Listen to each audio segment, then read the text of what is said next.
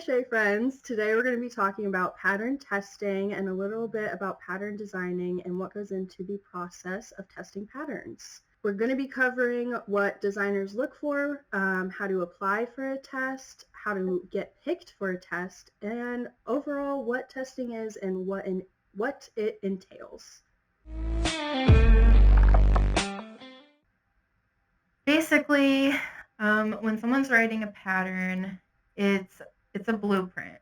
So it's something that a crocheter will follow step-by-step directions and hopefully come out with the end result will be exactly what the pattern is. The idea is for it to look like the picture, how the pattern designer designed it. The role of the pattern designer is basically just making sure that the pattern's clear, it's written well. Is the direction understandable? Is it explained well? It needs to be perfected for whatever level crocheter it's intended for. So if it's a beginner level pattern, it needs to be beginner friendly. If it's advanced, it will probably not work for beginners. They're going to be very confused. The pattern writer is responsible for making sure that there's proper instruction on material lists. The abbreviations and terminology are consistent throughout the pattern. There's proper grammar, proper spelling. Basically, everything in the pattern just needs to be usable for the crocheter who is reading it, so that they can replicate the original piece. To make sure that the pattern is readable, understandable, perfected, that's where pattern testing comes in. They're volunteers that are handpicked by the designer through an application process. The tester gets the pattern for free, typically, but in reciprocation, the tester has to make the pattern and look out for any errors or pieces of the pattern that need more explanation. Once the tester is finished, they will make sure that the notes and feedback are given to the designer. They provide a picture, sometimes a video of the finished piece.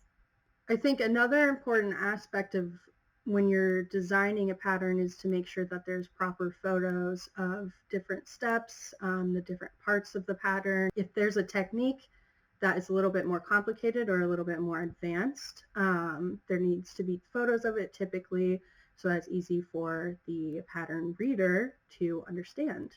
So pattern testers will get the pattern typically for free, but you also have to promote it. So an important part of pattern testing is also the promotion of the pattern. And typically, if you don't promote a pattern after testing it, then you probably won't get chosen again to test the pattern specifically for that designer. Something that, like, you can ask when you get chosen is if they expect you to post on release day. Does it have to be a post? Can it be a story? Can you post before release day and then just add it to your story on release day? What do they prefer?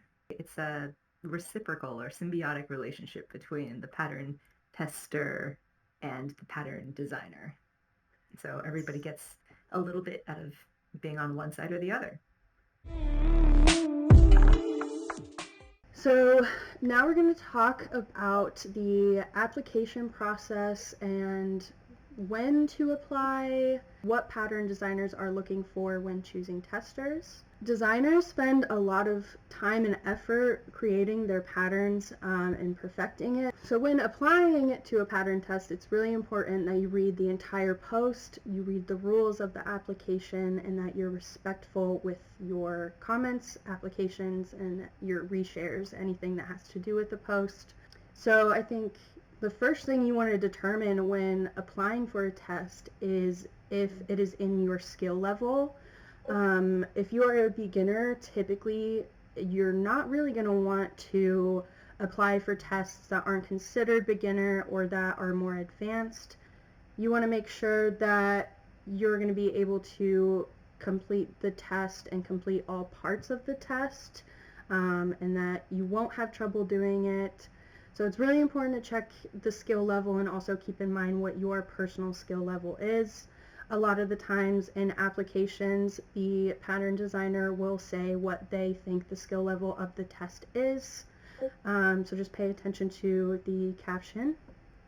I feel like a lot of my tester calls, if I put that they're a more like intermediate or advanced level pattern, I do get a lot of beginners that will apply.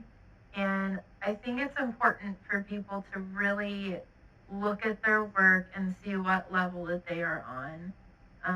I think it is important for beginners to get out there and apply for pattern tests, but I think also to avoid the disappointment and the heartbreak of not being picked, it could be useful to apply for things that are a little bit smaller, maybe a little simpler, get some practice in, get your portfolio up and running, and then you can apply for things that are more on the intermediate to advanced level. Not to poo-poo like smaller, easier projects. We're talking about things like, like things that are more basic in shape or that don't have as many complex parts to them. Market friendly often. Yeah, typically no-sew patterns are really easy for beginners as long as you know the no-sew techniques. It's important to familiarize yourself with different techniques that may be in a pattern and also just what you could come across when testing patterns and going on your crochet journey. Yeah, we're not saying you have to know every stitch. Obviously, YouTube exists for a reason. That's how I learned a lot of stitches, watching videos on repeat until I got it down. But just make sure if you're going to take something on that you're willing to take that challenge and actually really try and do your research and not expect the designer to explain it to you, because that's not the role of the pattern test as a teaching opportunity. Like, you need to learn the skills yourself if you're going to apply for it and put yourself at that level. So that actually brings us into the next topic, which is making sure that you read the entire tester application post. You want to read the entire caption and make sure that you do all of the different steps that are required to apply for the pattern. Typically, that will include liking and saving the post, making sure that you're following the pattern designer. Typically, they will ask for you to share the post, the tester application post, to your Instagram story. And then something that you're always going to be doing when applying to a test is commenting.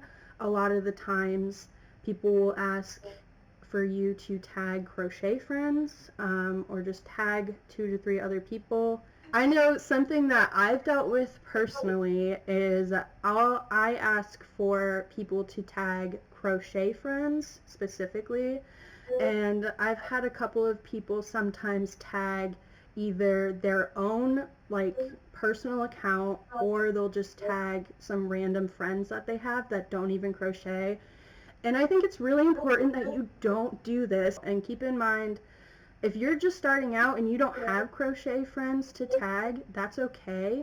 I would recommend tagging some crochet creators that you love, or just accounts that you like that are related to crochet. You don't have to have crochet friends to tag crochet accounts. I mean, I don't know anyone that would be annoyed by getting a tag from someone. Like, I have random people tag me. I made a reel a while ago saying that people can tag me. I have so many random people still tag me, and I love it. Honestly, it shows me some tests that are out there that I didn't know about. It helps me find new designers that I might be interested in the future and testing for. So truly, like, you could tag me anytime. I'll add that in. But I don't know anyone that would be mad about getting a tag. It's just a notification. It disappears. Nothing to worry about. So tag people. It shows me what other tests there are out there that I might not have seen otherwise. And I'll actually go one step further, and I'll like or heart their message as well as their comment tagging me in the original post, just to be like, hey, I see this, that's cool, thanks for tagging me. Yeah, I do that too, because I want them to know I'm not annoyed. I'm like, I'm not annoyed, I love it, I'm here. One more thing I wanted to touch on, sometimes they will have an optional part of the application. When I do an optional part, typically it's saying, tell me what you're thinking for doing for this project. What colors do you want to go with? What yarn do you want to use?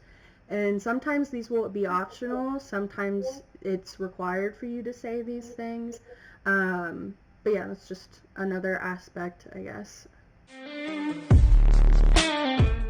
An important thing to keep in mind, and also something you might want to consider, is having a public crochet account. This is where you're able to post pictures of your work and interact with other crocheters and just jump into the crochet community.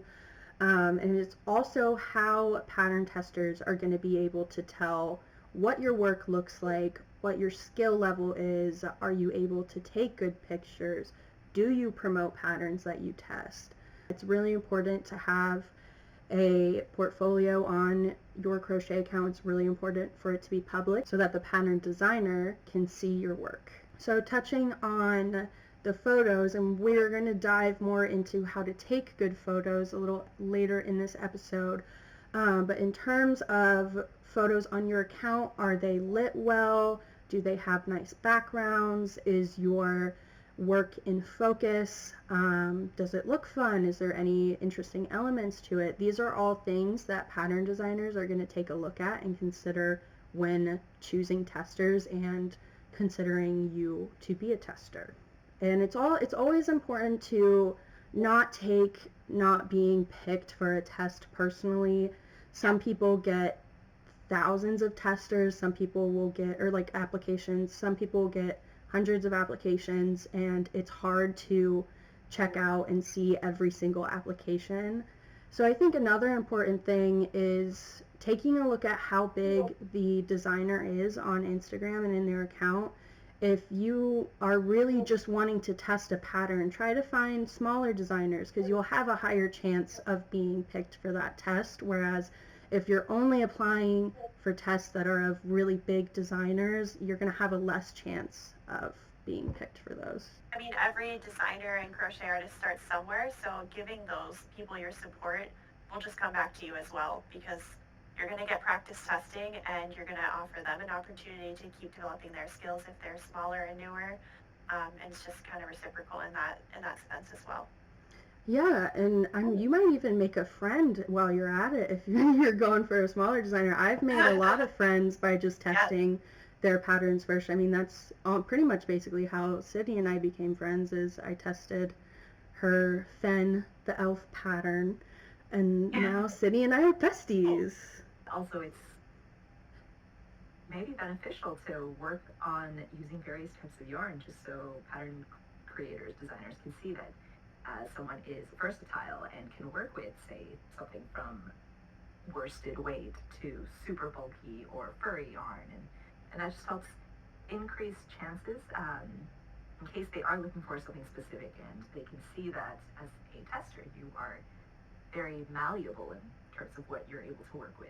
If you only work with one specific type of yarn, then don't apply for a test that they're asking for something in fur yarn and you've only worked with plush yarns. So we're going to talk about now how you find the tester calls. You can find them, most of the time people find them on Instagram, but some people actually post them on Ribbler as well. I haven't done any personally on Ribbler, but I know that's super popular, especially for the people that are just starting out. I've heard that you're more likely to get picked on there from accounts, especially smaller accounts. It's easier for like smaller designers to also find testers on Ribbler than like on Instagram, because with the whole Instagram algorithm, those can get like lost for smaller designers. But the main platform that you see them is on Instagram, and those can be in just like posts where people will put like the picture of their design that they want tested, and it'll have in letters saying tester call. Or people will also make reels for tester calls as well. Typically you can find these like by seeing them in people's stories, because one of the main things that designers have you do is share their tester call so it can get spread for other pattern testers to see. And then in like the caption of each tester call, typically most people will say like if it's open, so that means you can still apply to it, and then there will be in the caption a bunch of different bullet points of rules that you have to follow to apply for the test. Also in there will be usually how long the application will be open to people to apply, and then once it is done, it'll say that it's closed, and the caption will be changed. Some designers will post in their stories who they picked, so like if you get picked, you'll be tagged in their story, or they'll just set up a group chat or message you individually to ask if you still want to test. And then also one of the stipulations in the caption, it'll tell you how long you have to test, so just make sure that you have that time, because designers won't be too happy if you're not able to make the deadline when you said that you were agreeing to test. Another way that you can find tester calls is by going like to your explore page on Instagram, as well as looking up the hashtag tester call. But just make sure when you do that, a lot of old ones can pop up. So just make sure that it says it's still open. I think the easiest way to find them is to just look at people's stories, because people are always sharing tester calls every day. So I know a lot of people just skip looking at people's stories, but if you're looking for pattern tests, that's a really good way to find them. That's my main way of finding pattern tests, is just looking at other people's stories. I'll typically go to your guys' stories or other people that I'm close with.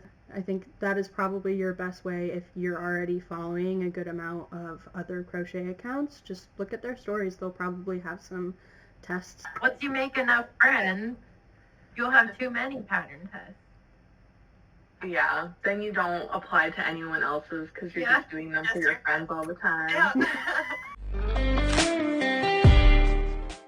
All right, so let's say you followed all the steps, you did everything you were asked to, and the designer has reached out to you or tagged you in their story, and you're in a group and you've been selected.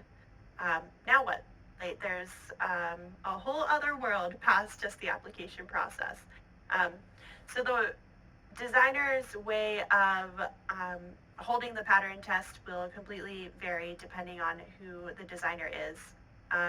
As Baillie alluded to earlier, you may find yourself in a large group chat. You may just get the pattern individually in a DM that you just respond to the designer privately about that. The designer may use something like Google Docs, or they might use what's becoming more prominent, I've found, across designers, which is Canva. I personally really love Canva because it offers an opportunity for people to comment directly on the pattern to provide edits, and as someone super detail oriented, it makes me 1,000 times less annoying because I'm not writing an entire novel comment so that everyone is like scrolling and trying to read it. And it makes it so much easier for the designer to be able to make those edits immediately and not have to search for page 5, section 3 to actually put that period in. So to that point, you are going to be looking for grammatical errors, spelling errors, anything of that nature that will make the pattern cleaner and clearer for the designer, for them to put it out their best work. They've already designed an exemplary pattern, but you want it to look nice for the customer that's going to purchase that pattern. And so a huge part of your job is to help with that process. I have found that obviously not everyone is a grammatical expert. We're all English majors, so just do your best. Find the things that you can. There's going to be some glaring errors because we all make mistakes when we're typing, especially when we're typing something up quickly. So just do your best to find any of those little details.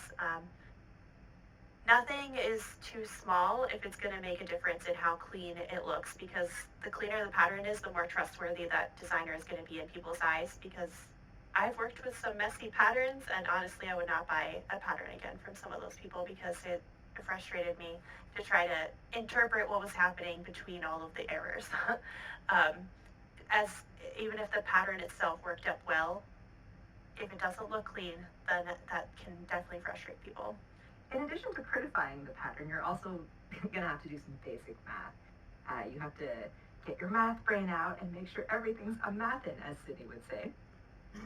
You have to check the rounds and the row counts, make sure all of those are correct, that the stitch counts match up between rows, before and after, check between the lines. It's a lot of math. It's a lot of basic math, but I mean, it's really just multiplication, subtraction, and addition. Other details to look for include consistency. This is a big one that I look for throughout a pattern is, are they using FO for fasten off? Are they capitalizing? Are they using lowercase? And just making sure things are consistent throughout the pattern. Looking for understandable explanations of crochet techniques that might not be standard. That's another big one to read through carefully, just to make sure other people can understand it too. If you have a difficult time, chances are there are others who might also have that same difficult time. Another thing to look for are photos of these various techniques and whether the photos help or confuse. And more nitpicky things like Ali mentioned earlier, making sure things like alignment are appropriate, font sizing, things that just help make the pattern easier to read and follow are super important. Also, look for all the materials that are in the materials required section, making sure abbreviations are consistent, that they're using the terminology throughout the pattern that they have listed at the very beginning. Usually there's an introductory paragraph as well with their handle, so make sure that's there and clear so anyone who buys the pattern and wants to tag the creator or the designer can see it, can find it quickly.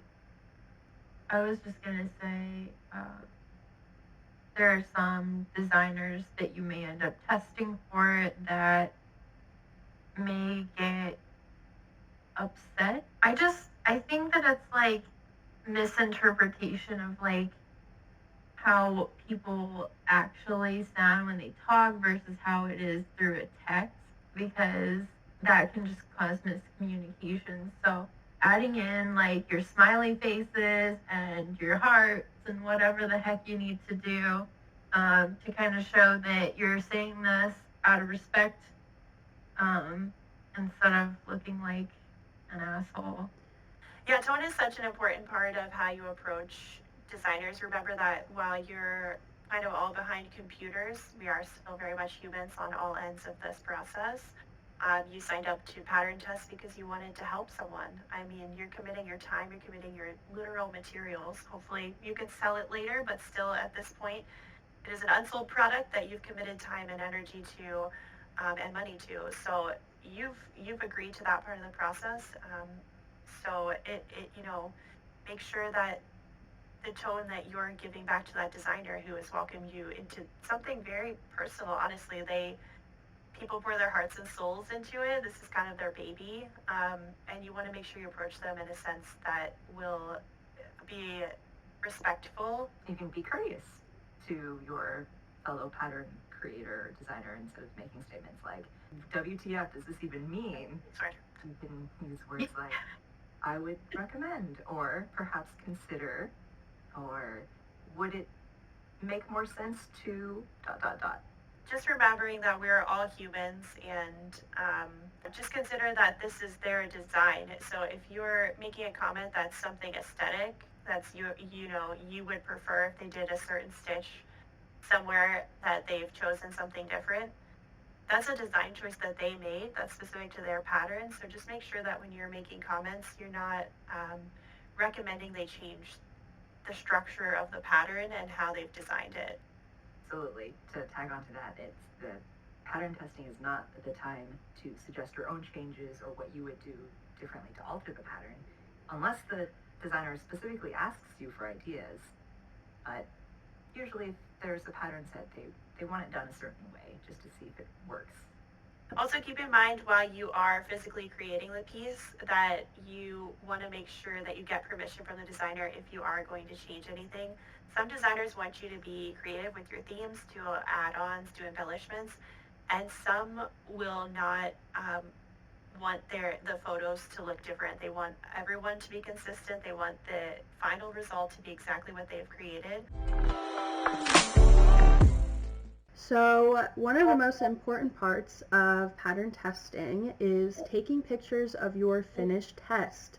Your pattern designer that you're working with is going to want really good photos and good lighting that are good quality, that are in focus, and the work is centered. A lot of times pattern testers will want your photos in square format. I know I personally don't care about the format that they're sent to me because I will automatically go in and put them into square and crop them myself. But typically try to take your pictures in a square format. That'll be the most accepted.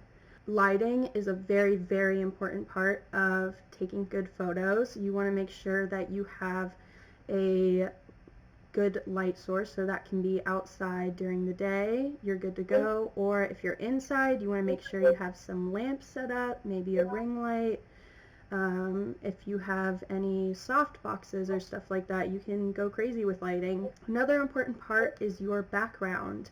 What do you want to be in the background? Do you want it to be nature? Do you want it to be a clean background?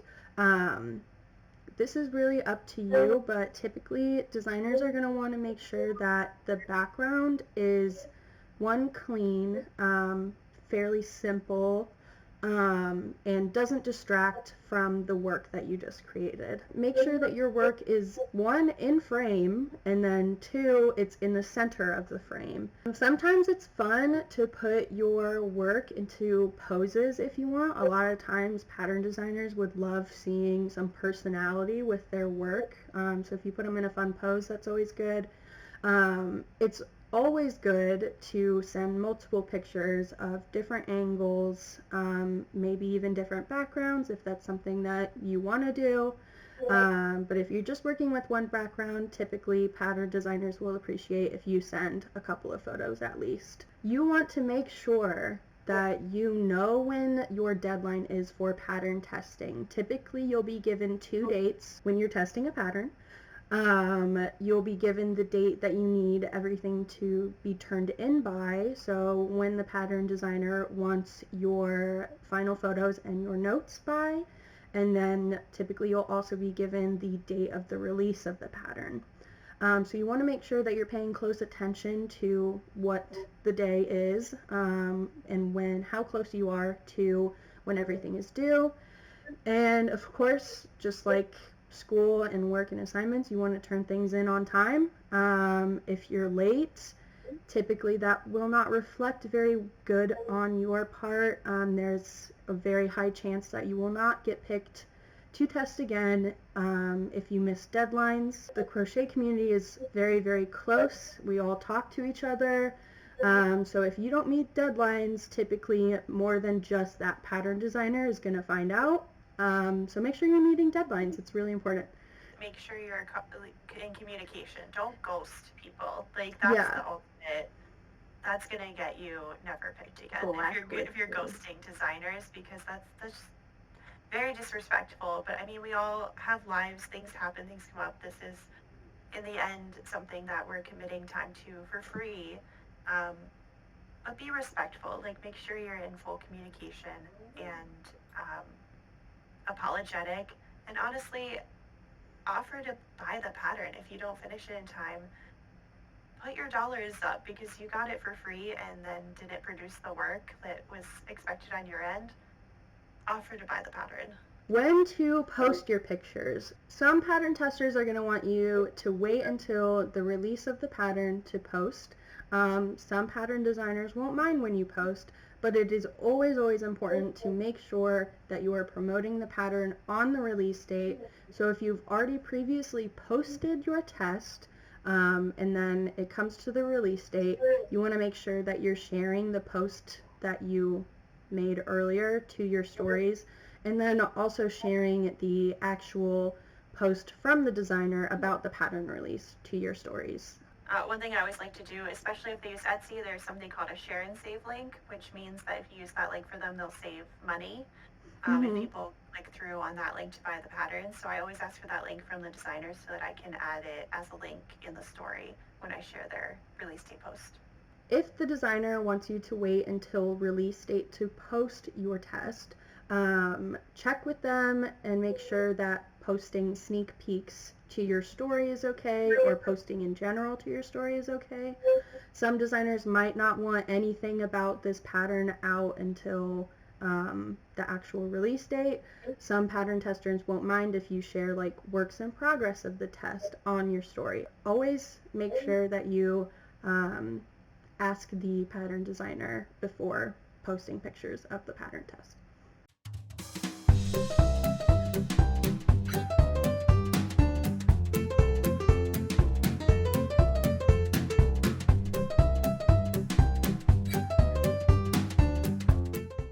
So you could possibly work with really strict designers. You could be working with very lax designers.